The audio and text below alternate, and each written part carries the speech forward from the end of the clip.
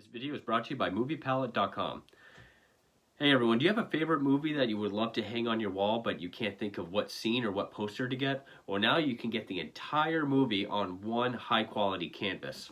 With MoviePalette.com, you can get every scene from your favorite movie, or more specifically, the dominant color of every scene from your favorite movie in chronological order on a great high quality canvas. It also comes with a silver engraving of the title down at the bottom. Has rubber stoppers on the back to keep it from bouncing. And they have a huge catalog of what to choose from. Whether you're a horror fan, or a fan of sci-fi, Marvel, Japanese anime, Disney animation, drama, or Oscar classics, there's a movie palette for you. And right now, MoviePalette.com is having a sale for 50% off for their Halloween sale. But if you go right now, and if you enter room 15, you'll get 15% off of the movie palette of your choice. That's ROOM15 for 15% off of your movie palette. Again, this is a great value for a great piece of home decor that looks great for any film and for any film buff and anywhere in your home. You will definitely like this product. Mine is of The Shining, and I could not be happier with it. So definitely go to MoviePalette.com and enter ROOM15 for 15% off of your palette.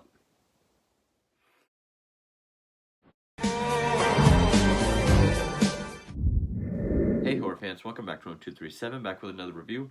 And this is kind of a random one because this is a brand new film. I did not see this in theaters. I thought about it, but I never got around to seeing it in theaters. And this just came out on DVD, well, by the time you guys are seeing this, yesterday, Tuesday the 18th. It is an A24 film, so as of now, this is the newest A24 film that's out, at least horror related. Now, when I saw the trailer, I thought, okay, looks good, looks interesting. I love this kind of story regardless of the genre. And of course, it did get good reviews from critics, but I know a lot of people like YouTube and on the internet are really not liking this film. And it seems for reasons I can't understand, which I'll get into. And it is the brand new A24 film, Bodies, Bodies, Bodies. Which, yeah, is kind of a redundant title to say. But I remember seeing a trailer for this. I think it was when I went to go see Men, also a A24 film. And I thought, okay, it's this Clue, Agatha Christie style whodunit, but with a more satirical edge to it, which satire is the biggest thing about this. Which, okay, some of the criticisms I'm hearing is people saying it's not even scary. It's a horror comedy. I mean, it's kind of a spoof of the, like, 10 Little Indians and Then There Were None style story. Also with this satire being strongly directed at Gen Z, which also really intrigued me. I mean, yeah, you could argue more of the upper class, hoity-toity Gen Z kids, like the early 20-somethings. But it really has Gen Z written all over it. It's really holding a mirror up to Gen Z, being like, see how fucking foolish you are? And I thought it did a great job with that. Also, some people seem to go into this expecting a slasher and then being mad when it wasn't, when it was more of a whodunit. When I saw the trailer, I was not thinking slasher. I saw Clue, I saw Agatha Christie. I thought this was gonna be like a whodunit mystery. I'm guessing that's just more surface level people, like, oh, killer group of people, automatically a slasher. Not always the case. Also, the characters. The people are saying, well, one, they're also saying that this is more of a comedy than horror. I guess not realizing that was the intention. But also saying that they couldn't deal with the characters. that's intentional. If you couldn't stand the characters, then the movie worked. These characters are supposed to be insufferable. They're supposed to be annoying. And every single member of the cast was great. They were all awesome. Obviously, I think the big one, and probably the big reason why people would want to see it, is Pete Davidson. He's the only one that I recognized. I was a lifelong fan of SNL from 75 up until probably 2012 when that cast change came in 2012. That's when I stopped watching. It's now insufferable. But I like Pete Davidson's stand up. So I was excited to see him. But to me, the standout cast members, I would have to say, are technically the lead, or the one that's more of a lead than the others, which is Maria Bakalova and Rachel Sennett. Those two to me were the most standout. So people are complaining about the characters being too annoying, even comparing it to films like Black Christmas 2019. The difference is that this is satire. You're supposed to be laughing at these characters, whereas Black Christmas 2019 was trying to send a powerful message, and it just failed. And I know that tiny mention means all the comments are going to be about Black Christmas. Try to keep it about this. But I will say, and I wonder how many people just see that beautiful A24 logo and just automatically want to not like it because the critics like it. Which, okay, this is a serious question that I hope people can answer. Why is it, if a movie is shot well, but also maybe try to do different things with cinematography, camera angles, camera tricks, lighting, all that, music, acted well, written very well, even to the point of trying to incorporate themes, metaphors, stuff like that. Why is it considered artsy-fartsy, pretentious, self-indulgent? Why? Because there's more effort put into trying to be good. That used to be called a good movie. Now, if anything tries to be a little bit better or smarter than your generic schlock, it's called pretentious or self-indulgent. Why? I really want to know why, if a movie is shot well and made well, it's considered pretentious. On that note, this is less artsy than other A24 films. I mean, I would probably say this is more, it's more along the lines of, say, the horror comedy Slice by A24, although way better than Slice.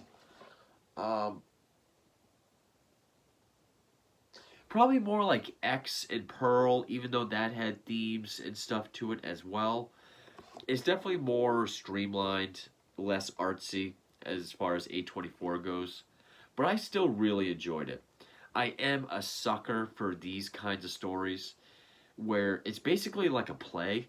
If in fact, I think it was written by a playwright, because there's multiple writing credits. It was directed by Helena Rain, if I pronounce that correctly, she'd been making movies since the late 90s. This is her first English-speaking film, and she nailed it with the direction. It looks great. It is beautifully shot.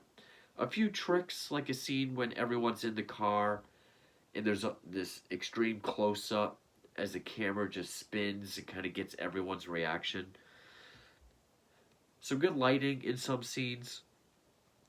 So the screenplay was by Sarah Delappy, if I pronounce that correctly. I believe she was the playwright that wrote it, but based on a story by Kristen Rupenian, where you have a very limited cast of 7 characters in one location. It does feel like a play. I love stories like that, but also the whole Agatha Christie, oh, there's a murderer amongst us. Everyone kind of has their own secrets, and just the foundation of friendship and trust is tested, and everyone falls apart.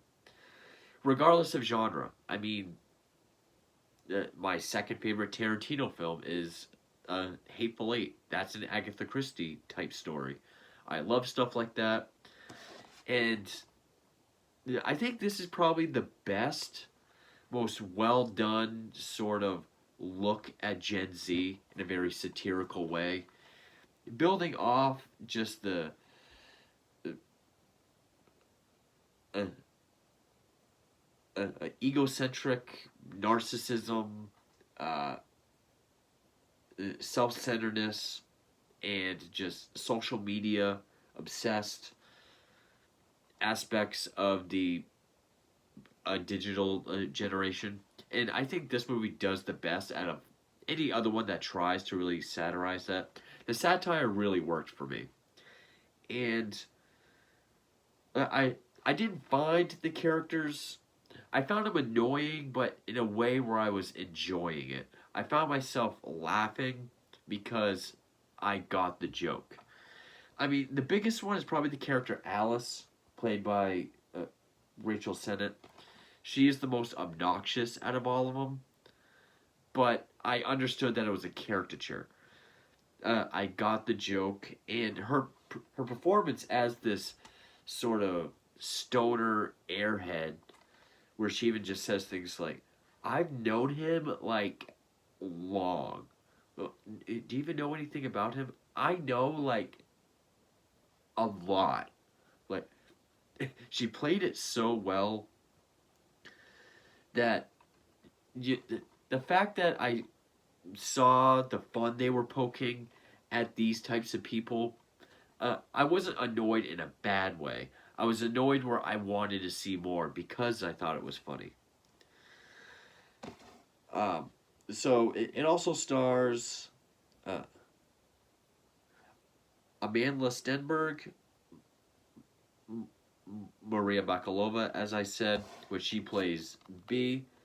She she was she was apprehensive to be cast because she didn't like horror films. They scared her, but she thought that A24 films were deeper, which they are. That's why I think they're some of the best ones made in the last 10 years, especially.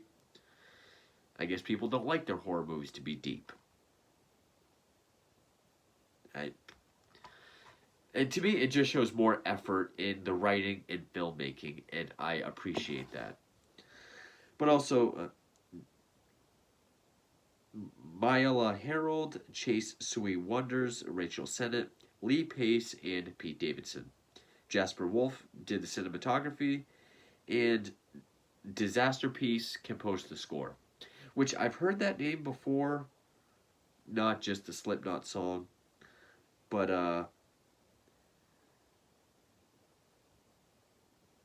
It Follows. That's why.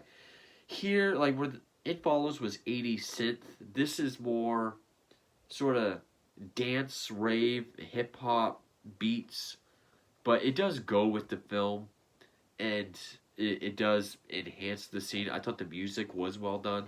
I was not a fan of the soundtrack, which had like uh, Iggy Azalea, all that kind of hip hop stuff, which I'm not a fan of. So the score I really liked, the soundtrack I did not, but it plays in to like these characters would listen to that kind of music. Um, it's only 94 minutes and it goes at a great pace. I mean, this movie just kept going. Maybe the first act is a little slow, but once everything kicks in, it's pretty much nonstop. It does go at a good pace. Now, so the whole story is okay. You have this group of friends.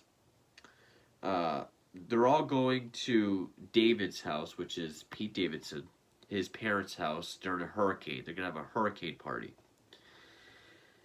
and with them you have Sophie, her new girlfriend B, played by Maria Bakalova, And I know a lot of people are saying that they couldn't relate to any characters.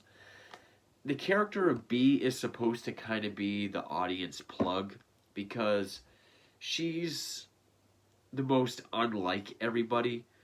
She doesn't have very many lines. She's kind of shy, reserved. She's meeting all these people for the first time, so she's kind of our uh, plug, I guess. There's a certain word I was looking for. She's sort of our relatability.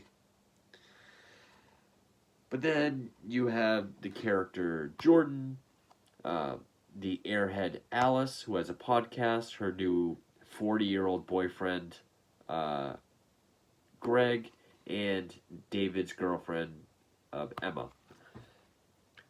So they all get there, they're drinking, they're partying, they're dancing. There is some drama going on. They keep talking about this party last night with this guy, Max. And Sophie decides to play the game Bodies, Bodies, Bodies, which is kind of like a real life Clue. Everyone gets a card. One person has an X, which means they're the killer. All the lights go out. When you find someone, you tag them. They play dead.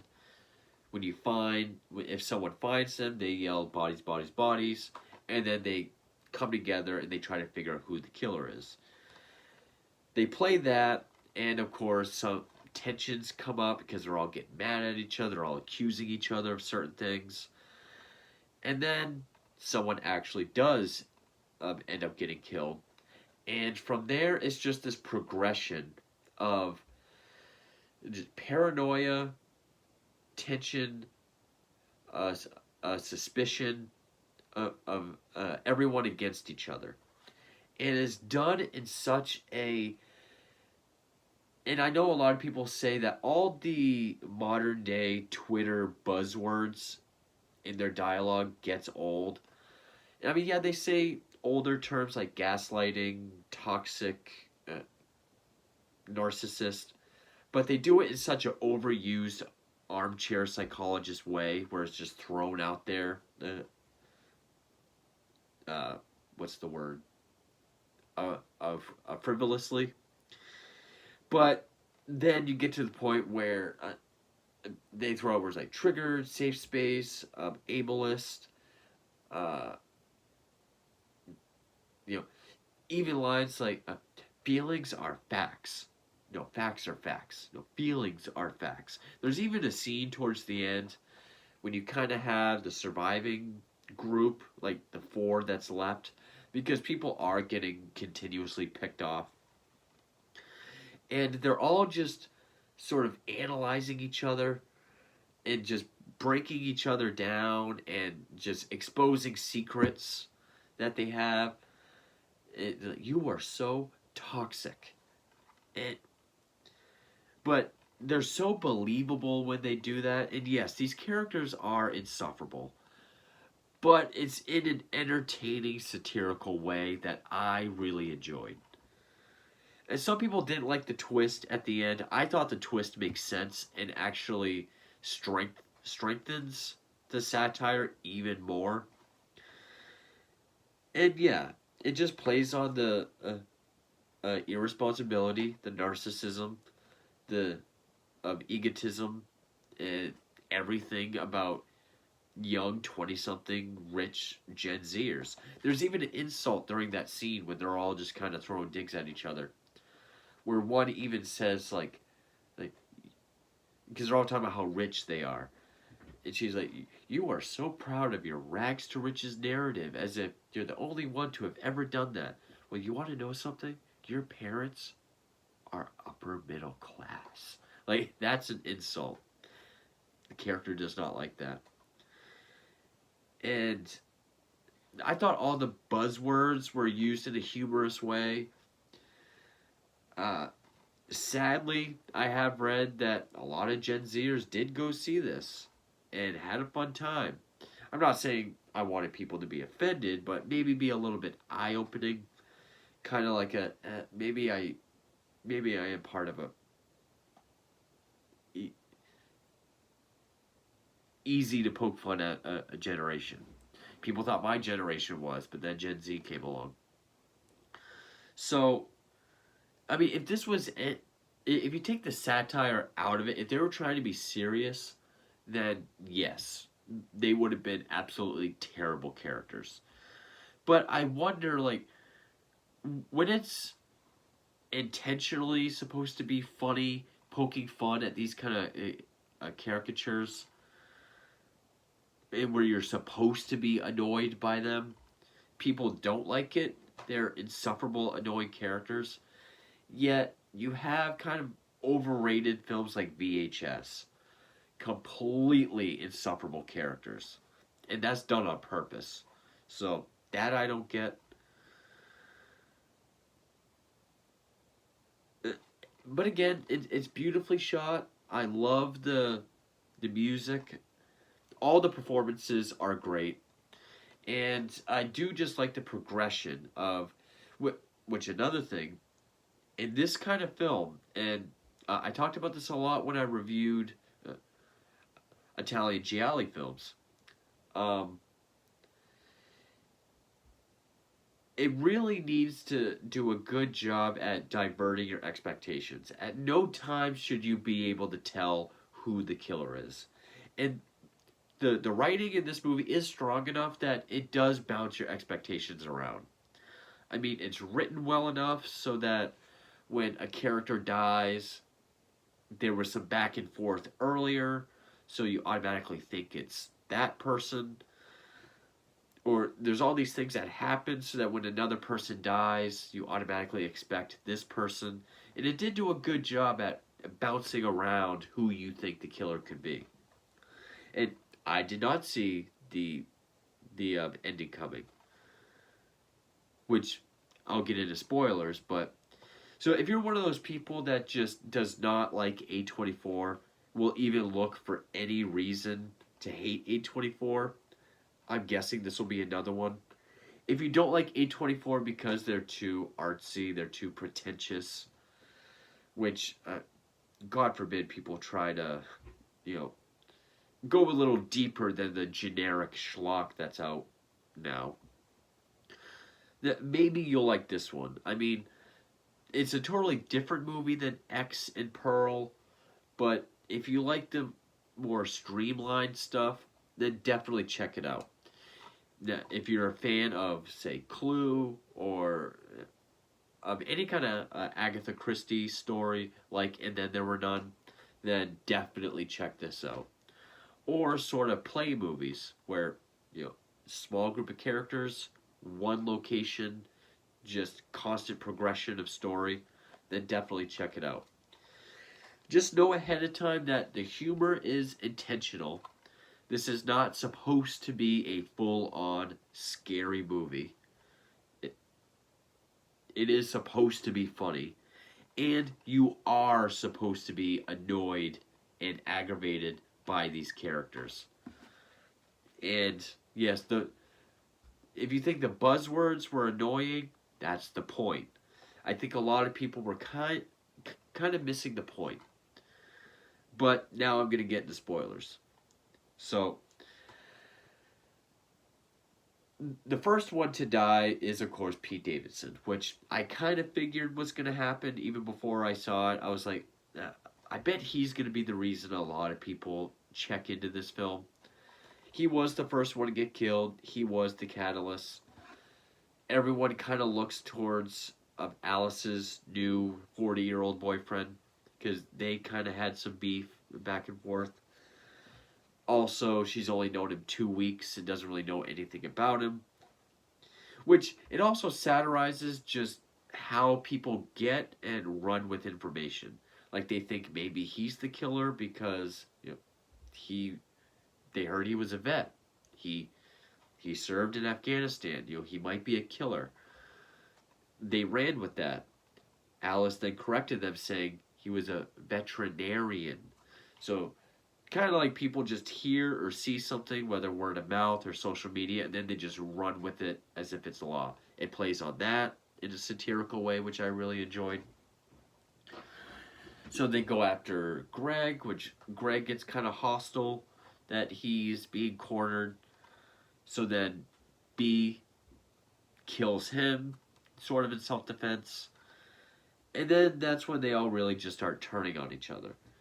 And they even start bringing out, the toxicity that they all have for each other, calling each other out for all their bullshit. And these are supposed to be like lifelong friends. So that even when someone gets killed after Greg, Alice is just like, see, I told you it wasn't Greg. And this other character's like, are you seriously happy that she's dead now? No, I'm not happy. I'm just telling you I told you. Like, I thought the comedy worked. I loved the satire in this. And so, yeah, more characters are picked off, some of them off screen. But if it finally comes down to, and you find out that, like, Emma, Pete Davidson's girlfriend, might be in love with Sophie. And, Sophie is this drug addict that went to rehab, kind of cut everyone off. They all took it personally, which during that big confrontation scene with Sophie, Alice, B, and Jordan, she's like, why did you cut us off? Like, what, you too good for us? She's like, no, because you all do drugs. Well, because you all do drugs, and it's a trigger for me. It's like, and why is it you all can do drugs, but then when the black girl does it, she has a problem. We can't be around her. And just bringing up all these buzzwords, buzz topics, and just kind of how they're all getting mad at each other. Another big theme is that everyone is playing a victim. Even when they're not the one that's killed, obviously, because then they can't argue. But, like, if their significant other is being accused, they're the victim somehow. So everyone's playing the victim card. I love that. And it does have some of, like, the classic tropes that you would see in a film like this. Like, Jordan they do throw B out because you find out she has secrets. She lied about where she went to school. No one really knows her, so they throw her out. But she sees Jordan getting a pistol from the study.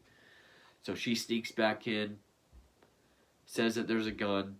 There is a tussle where everyone's fighting over the gun. It goes off. Everything kind of freezes. You have to wait to see who got shot. It was Alice. And then Jordan is just trying to break those two up by saying, like, you texted me to come over and we fucked. You better check her texts. And she's the one that got mad when Alice said her parents were upper middle class and you have a narrative that you're trying to live up to. Even she gets shot in the shin. She's like, what the? Did you just shoot me? No, I didn't. Just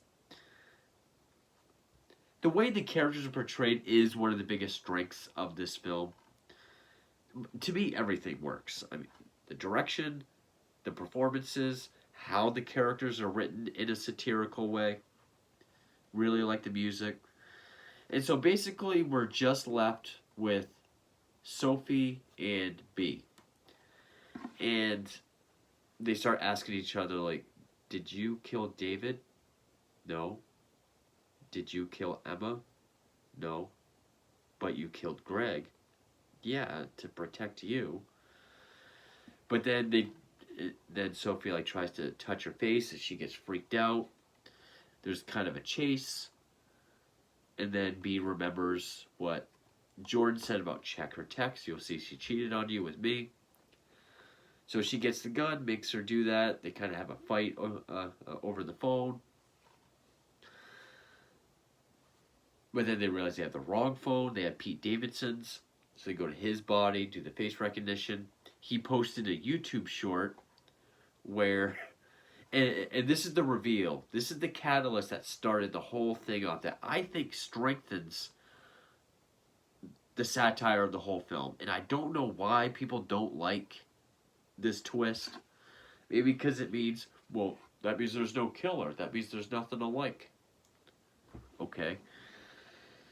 Because in the very beginning of the film, when they all show up, the older guy, Greg, grabs a bottle of champagne and this sword that was on a wall. And he kind of, it fizzes up in the air. Pete Davidson's kind of jealous. He is an asshole in this.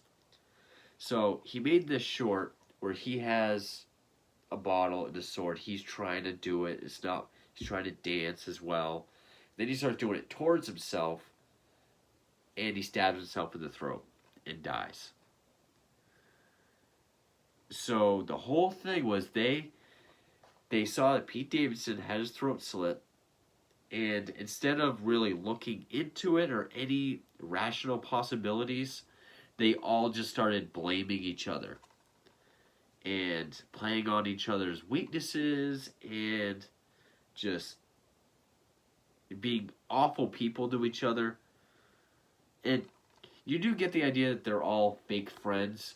It's almost like they're only friends just because they're all rich. Is the only thing they have in common. So I liked that. I really liked that there was no killer. They all just jumped the gun immediately and just started accusing each other, and it just got way out of hand. Great twist. It strengthens the rest of the film, especially the satire. I thought it worked, so I really like that. And then even the last line of the film, where this guy Max, that's been mentioned a few times in the beginning, he finally just shows up, and he kind of looks at dead Pete Davidson, dirty, messed up Bea and Sophie, and he's like, what happened? Then Bea's phone makes noise, and the only thing she can think of to say is, I have reception now. Like, because phones are everything. I mean, you can even look at the cover. It's definitely sets the tone. I mean, they all have their phones out, glow sticks. It's very rave, futuristic looking. Is this a top 10 A24 movie for me? I don't know if I'd go that far. I still have Lamb to watch. Then I've seen pretty much every A24 horror movie. Not counting like Life After Beth, because that's pretty much a straightforward comedy. Enemy with Jake Gyllenhaal, I think that's just more of like a thriller. So other than Lamb, I think I've seen every A24 horror film. When that comes in, I will do a ranking video of all of them. Would this be in the top 10? It would be close. If it's not, it's definitely an honorable mention. I thought this was going to be a lesser A24 movie. You know, maybe something like, not Tusk, but you know, maybe one that's just not as good. But I ended up really enjoying it. I mean, it took the kind of mystery stories that I love anyway, and then with the great, well-done satire of people that deserve to be satirized in a very effective, funny way. In a movie that is just shot beautifully, very well directed, great score, really cool, a really cool setting, and the whole fact that it's a hurricane, so you just get the sound of the wind and the rain, that helps the atmosphere. I don't understand why people don't like this movie as much. I mean, it's not a masterpiece, definitely not. But I guess I have a hard time understanding, you know, do people just not get that they're not supposed to like these characters, or they're like that for a reason? Or, you know, are they really going to let the fact that it's not a slasher, like they incorrectly assumed, that that's going to ruin the entire film, not judge it on its own merits for what it is? Or is it as simple as I predicted? They just see that beautiful, beautiful logo and think, oh, everyone likes it, it's just pretentious crap, I gotta find a reason to hate it. So yeah, maybe not a top 10, but I liked it more than I thought I would, and I had a lot of fun with it. Very fast paced too, so bodies, I really enjoyed. So we're a little more than halfway. And this went on longer than I wanted it to, but so a little bit more than halfway through October. There are some more anthologies I want to get to. There are some more Stephen King films that I want to get to. I do have some serial killer stuff planned as well, like a book and documentary collection video. Maybe do some more, like not documentaries, but reviews of serial killer movies, like I did with Dahmer. Uh, Maybe I'll continue King and anthology a little bit into November. Just kind of at least finish up what I have. But we'll see where it goes. So stay tuned for all those, and thank you for watching.